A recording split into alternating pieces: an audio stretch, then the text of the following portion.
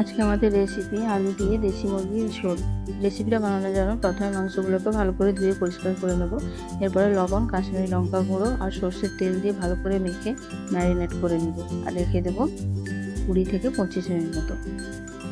এখানে কিন্তু আমি হলুদ ব্যবহার করিনি, আপনারা চাইলে দিতে পারেন। এরপর কড়াই বসিয়ে কড়াইতে সর্ষের তেল দিয়ে তেলটা গরম হলে আলুগুলোকে তুলে দেব, লবণ হলুদ দিয়ে ভেজে নেব।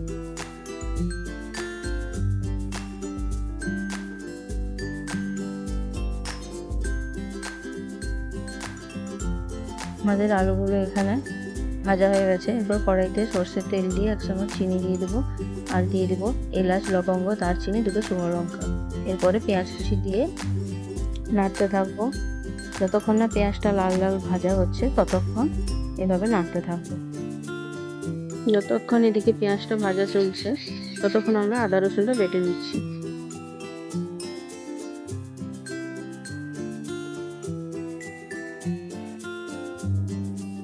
আমাদের এখানে বাটা হয়ে গেছে আর ওদিকে পেঁয়াজটাও লাল লাল করে ভাজা হয়ে গেছে। এবারে দিয়ে দেবো রসুন বাটা, দিয়ে নাড়তে থাকবো। যতক্ষণ না রসুনের কাঁচা গন্ধটা যাচ্ছে ততক্ষণ এভাবে নাড়তে থাকবো।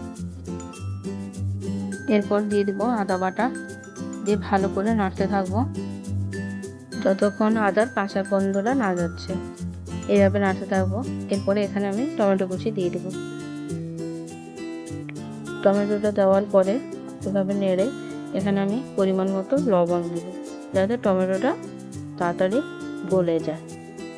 কিন্তু আপনারা এটাও মনে রাখবেন, মাংসতে যেহেতু লবণ মাখানো আছে সেই পরিমাণ মতো লবণ দিতে হবে। দেখতেই পাচ্ছেন টমেটোটা ভালোভাবে গলে গেছে।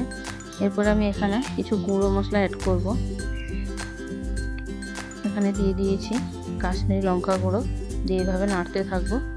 এরপরে দিয়ে দেবো হলুদ গুঁড়ো, দিয়ে একটুক্ষণ নেড়ে অল্প পরিমাণ জল দেব, যাতে মশলাটা ভালোভাবে গলে যায়।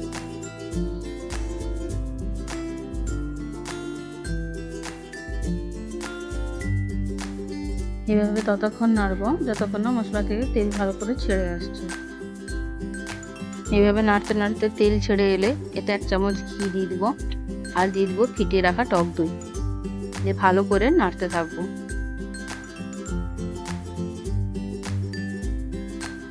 এভাবে নাড়তে নাড়তে গ্রেভিতে একটা সুন্দর কালারও চলে আসবে আর তেলটাও ভালোভাবে ছেড়ে দিব। ঠিক এই সময় আমরা ম্যারিনেট করে রাখা মাংসটা দিয়ে দিব, দিয়ে ভালো করে নাড়তে থাকবো।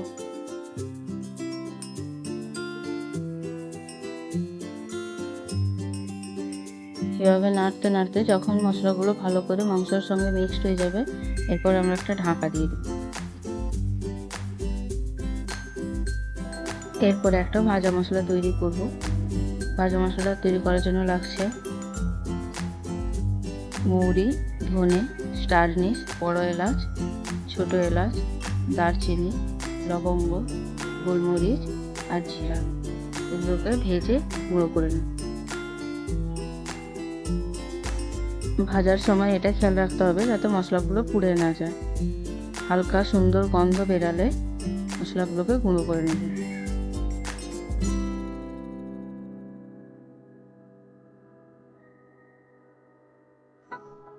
এরপর ঢাকনা খুলে মাংসটাকে ভালো করে কষিয়ে নিব যতক্ষণ না মাংস থেকে তেলটা না ছাড়ছে।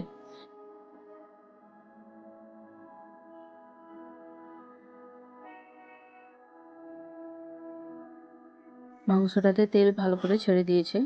এরপর ভেজে রাখা গুঁড়ো মশলা দিয়ে দেব আর ভালো করে মিশিয়ে নেব।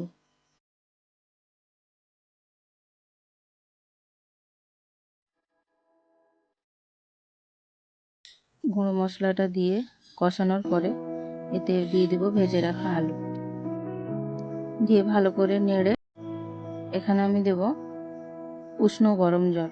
ঠান্ডা জল কিন্তু আমি ব্যবহার করছি না, এখানে দিয়ে দেব পরিমাণ মতন উষ্ণ গরম জল। আপনারা যদি এই প্রসেসে মাংসটাকে রান্না করেন তাহলে দেখবেন এর স্বাদটাও দারুণ হবে আর দেখতেও খুব সুন্দর লাগবে।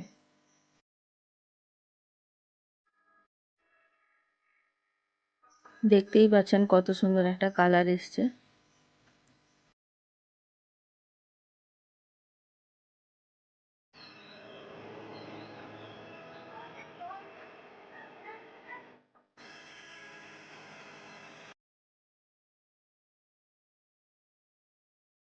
মাংসের ঝোলটা হয়ে এলে শেষের দিকে ধনেপাতা কুচি দিয়ে নেড়ে নেব, দিয়ে নামিয়ে দেব। আপনাদের যদি রেসিপিটা ভালো লেগে থাকে তাহলে লাইক কমেন্ট করতেও ভুলবেন না, আর চ্যানেলটাকে সাবস্ক্রাইব করে রাখবেন।